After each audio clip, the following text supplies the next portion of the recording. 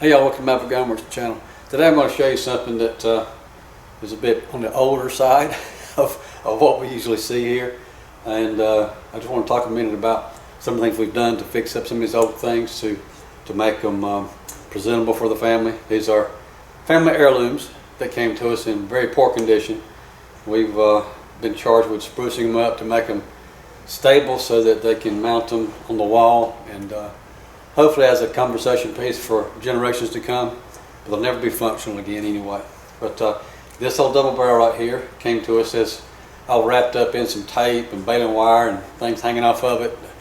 The rib was completely loose from it. The wood had split open on the fore-end section where it was separated. The pins that lock your barrel to the fore-end were missing altogether, so we fabricated those. We've done a lot of wood restoration here, repair to kind of glue it back together and put the rib back on it. And now it's, at least it is stable so that it will be able to be displayed and handled without falling apart anymore. And this gun is probably, I'm going to think, from what we can tell, it's probably in the mid to late 1800 time frame. You can see that the both of the hammers actually do steel cock, and the action does work, the triggers work, but it will never be safe to fire again, obviously. So we have removed when we removed the keys, took the barrel off of it, and did what we could to spruce it up, get some of the surface rust off of it. And we're going to have the owner to keep some oil on it, and hopefully it'll be a conversation piece for years to come, you know, for their family anyway.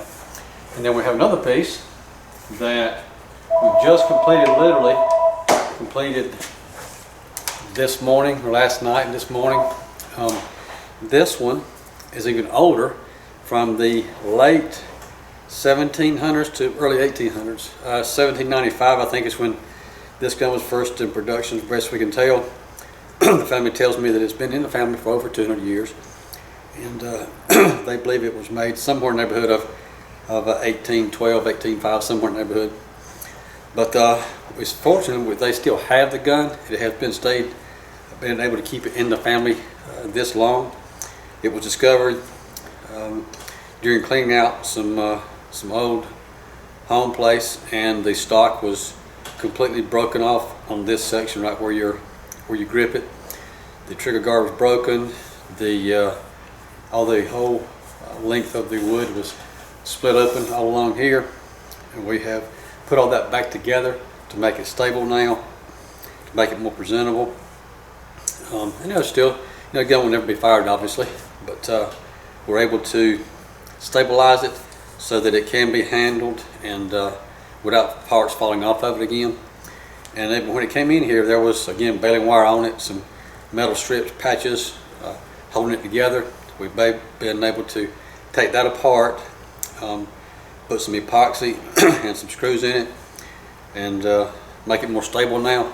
I know, for one thing, there was a large brass plate along the top edge of the stock right here that was actually holding the stock on, but it was completely broken off. We epoxied that back together, filled it in nicely, and I took one of the parts of the patch that was here before and cut a pocket and put a couple screws in it to help stabilize the stock so that it will hopefully be together for a few more generations to be on display anyway.